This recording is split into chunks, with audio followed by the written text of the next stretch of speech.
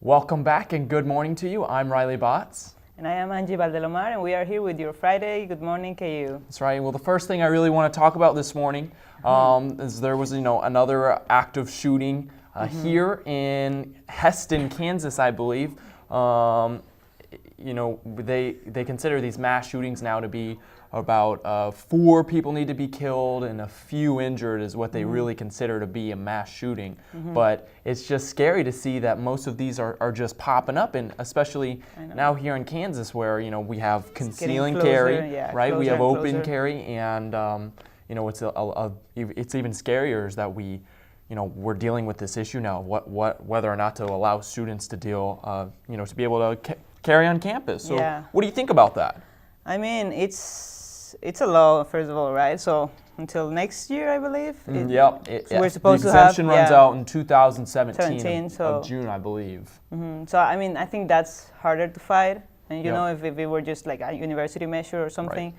So I don't know what would happen. I guess I would. I mean, I'm not used to live here, so I don't know how actually the environment here is, but. I think I wouldn't like to have concealed carry here. I don't know, just because you hear so much in the news, and even like internationally, that's what you hear of things like shootings in colleges and like schools, and that's the image it usually goes internationally, and it makes you wary to think that you will be able to carry guns here. So right. Absolutely. I just saw that on the news not too long ago is that Texas, I can't remember which university exactly, but they just allowed concealing carry on campus, right? So now the university released this statement saying, okay, really avoid, hitting those sensitive topics in class, especially now that we're allowing our students to conceal and carry.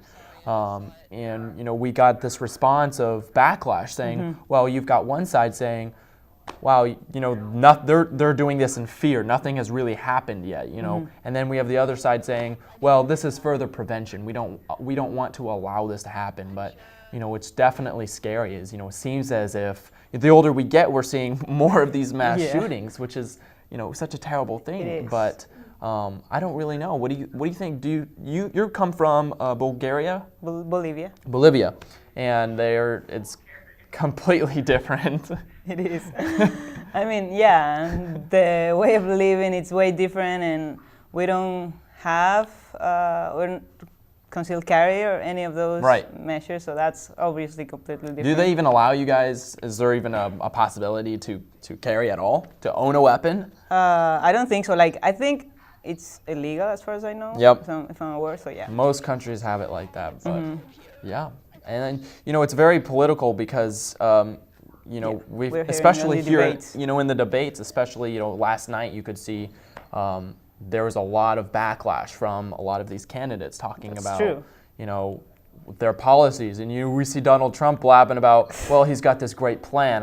I'm going to make America great again. It's going to be wonderful. We're going to have a lot of plans. But he never actually goes into detail about what his plan's in, especially, with guns and stuff. We can't actually get a legit answer out of him. What do you think about the debate about last night? I mean, I thought Rubio's and Cruz's reaction, against Trump, I think it's coming way too late, probably. He already won 3 states, and it's like, okay, now they are kind of considering him a serious competitor, and I feel like they should have done that from the very beginning. So I think it's kind of a late reaction already. Yep, absolutely. They always say slow and steady wins the race, and it kind of seems like, candidates like Marco Rubio and Ben Carson that kind of took on that approach or haven't been doing so hot, And then we see Donald Trump, who's just been throwing the hammer at it. Yeah. People weren't first taking him seriously, but now he's just, booming up there. That's true. Yeah, and then Rubio, who recovered from the previous debate, who was awful for him. Yep. With Christie, I guess, Governor Christie. Governor Christie. Just he's rising attacking back up. him. Yeah. Absolutely, and it's going to be a race in between Cruz, Trump, and finally Rubio. So I'm excited to see what happens. That's true. Yeah, it's definitely something entertaining to watch. Exactly. Well, that's all we got for you this morning. Stay tuned, and we'll be right back with you. Where you go to college makes a statement about you. This place will become a part of you, your identity for life.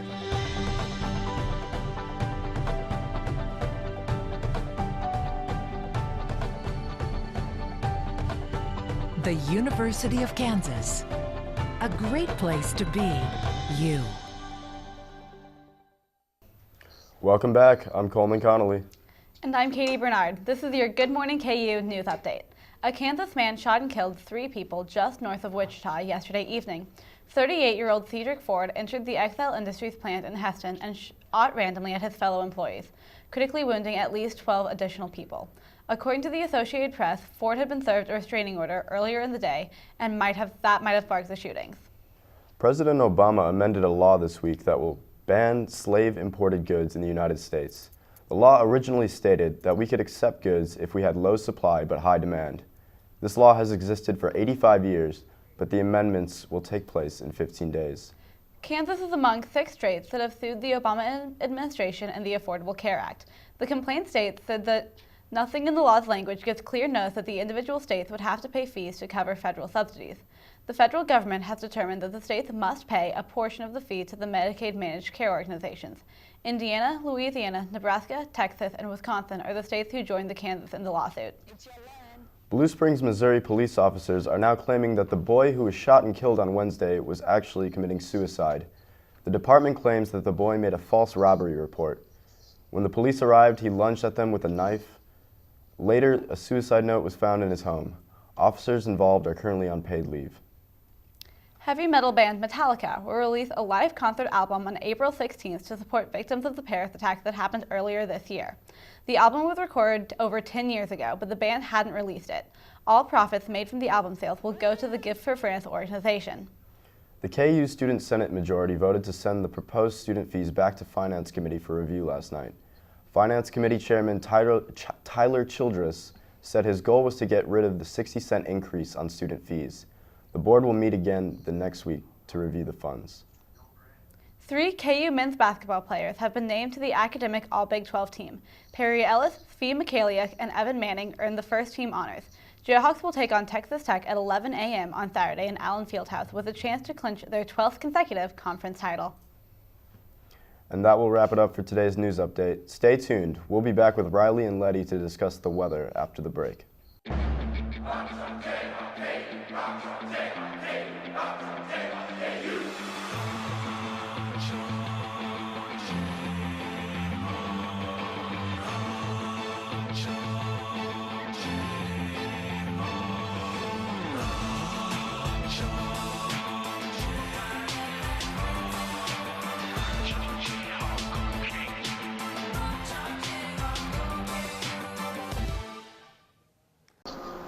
Welcome back, and we have Letty with us outside. She's going to give us a little weather update.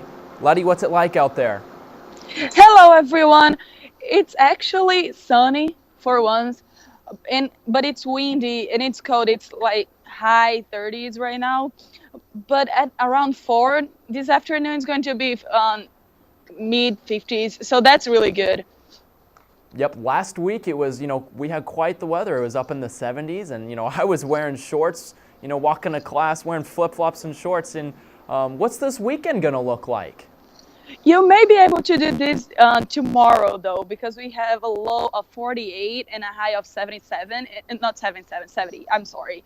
And it's supposed to be sunny the whole day, so you may be able to wear shorts and flip-flops again tomorrow. However, on Sunday, it's supposed to be windy, but it's still the highs of 63. So it looks like a nice weekend, other than the wind. I'm not a big fan of the wind, but yeah.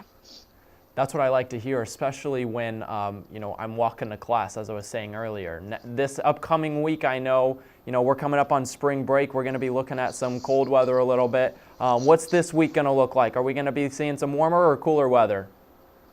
The weather next week, I feel like it's going to be pretty much the same thing as it was this week. It's going to be slightly warmer than it has been, but not enough to not wear a coat or anything like that. You still very much so have to prep for the weather. Very good. Well, Letty, pretend you're my little groundhog here and you're coming out of your hole. Tell me, are you seeing your shadow or not? Are we gonna have a few more weeks of winter, or is it gonna warm up here for us? I actually have no idea. I'm sorry. I think we're gonna only have, I hope, a very short winter. Just look behind you. Is there a shadow?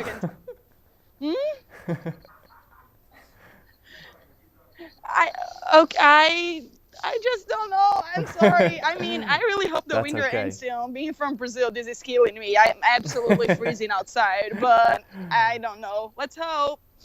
Well, thank you, Letty, and thank you for joining us and tuning in. We'll see you next week.